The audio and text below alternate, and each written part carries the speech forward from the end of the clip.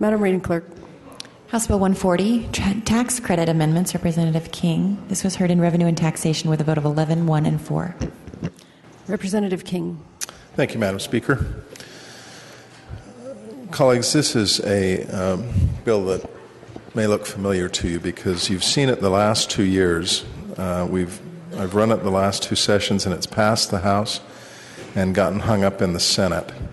Here's what the bill does. I've worked on it and revamped it, worked very hard with a wide variety of individuals to make it a better bill than what we've seen the last 2 years, and I think it is a better bill. It involves giving tax credits of $2,000 to businesses that hire individuals who are defined under the bill as being homeless. These are not individuals who are sleeping under a bridge. They're individuals who are in transitional living programs such as Palmer Court or the Road Home. They're coming out of a period of homelessness, oftentimes because of domestic problems, oftentimes because of medical issues that have caused them to lose their homes due to debt. Many times these are single mothers, single parent families, but they're struggling to get back on their feet. They're on their way, but they need some help. And this bill provides a $2,000 tax credit to businesses that hire these individuals. The primary purpose, and I hope the primary effect of the bill, will be to get people back to work. We have been working very hard with the Department of Workforce Services, who will administer this tax credit program, with the Downtown Alliance, with the Chamber of Commerce, with community advocates, individuals such as Pamela Atkinson, folks such as the Crossroads Urban Center and the Coalition of Religious Communities, to get this bill in a form that's acceptable to our colleagues in the Senate, and I think we've done that. Let me tell you how the bill is different from past years. The past 2 years, we've had a fiscal note of about $500,000 for the bill. We decided that we wanted to cut down the size of that fiscal note, and so we've limited the scope of the tax credits that can be provided to $100,000, which means that there are 50 businesses or 50 tax credits that can be given under the bill. We are also, as I say, working to get the Department of Workforce Services involved in a more intensive administration of the program in a way that will guarantee that there's no abuse of the tax credits by businesses, and that there is a more structured approach to making sure that these tax credits are administered correctly. We've got the Chamber of Commerce support for the first time this year. They look at this and have made this a priority vote. We also have the Department of Workforce Services involvement too. There is one thing that I want to correct from our committee discussion. I had a question asked of me in the committee about this bill, about whether there is anything that prevents an individual or an employer from claiming the tax credit more than once. An employer from claiming the tax credit more than once for the same individual, or from an individual going from location to location and claiming a tax credit for their business. There is nothing that prevents an individual from going to business and having their employment count as a tax credit to the business, but the reason there's nothing in there to that effect is because it doesn't make much sense for an unemployed person, a homeless person, to go from business to business and get hired, work for 9 months, and then terminate themselves or quit and then go get hired by another business and work for another 9 months. There's no financial incentive for them to do that. The tax credit doesn't go to the homeless person. The tax credit can only be claimed by the business. The business itself has no incentive to do that themselves, and there is a mechanism that says that they can only claim a tax credit on an individual that has not been employed for 60 days before the period of employment that they're claiming their tax credit for. So there is a provision in the bill that limits the business's ability to claim more than one tax credit for the same individual. If they want to claim more than one tax credit for hiring separate individuals who are homeless, there's nothing in the bill that prevents them from doing that.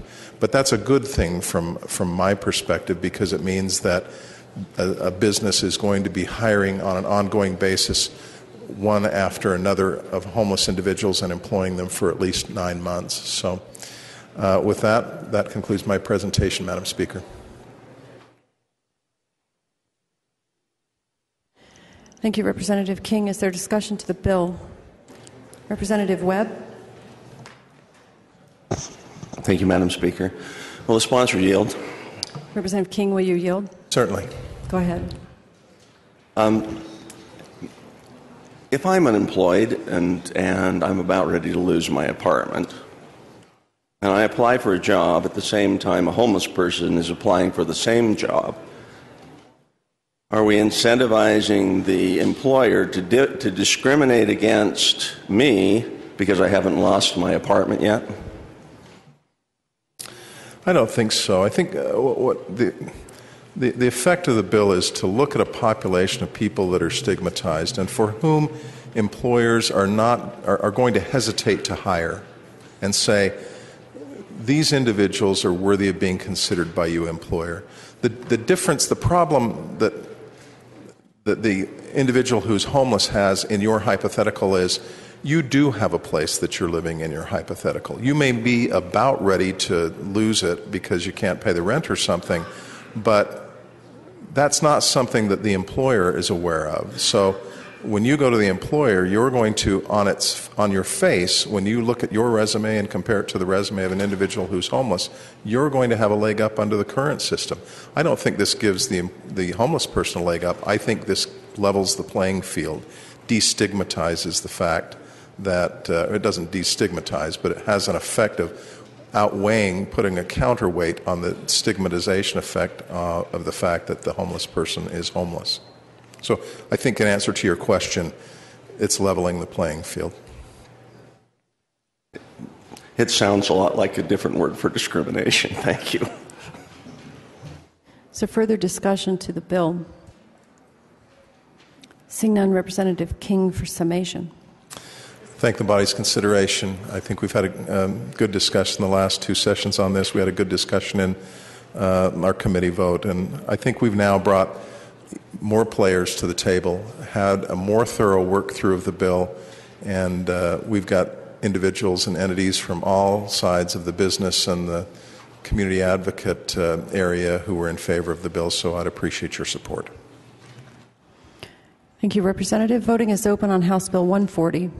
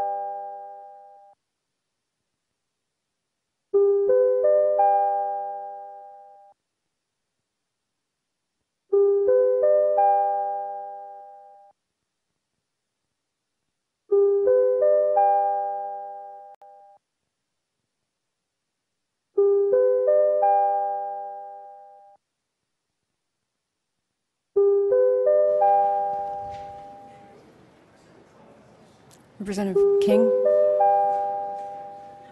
I'm sorry, let me turn your mic on. Go ahead. There you go. Madam Speaker, I'd move for a call of the House. Motion is...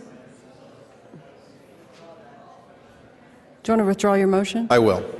Motion is withdrawn. Seeing all present having voted, voting will be closed. House Bill 140, having received 38 yes votes, 36 no votes, passes. The House will be transmitted to the Senate for its consideration. Madam Reading Clerk. House Bill 277.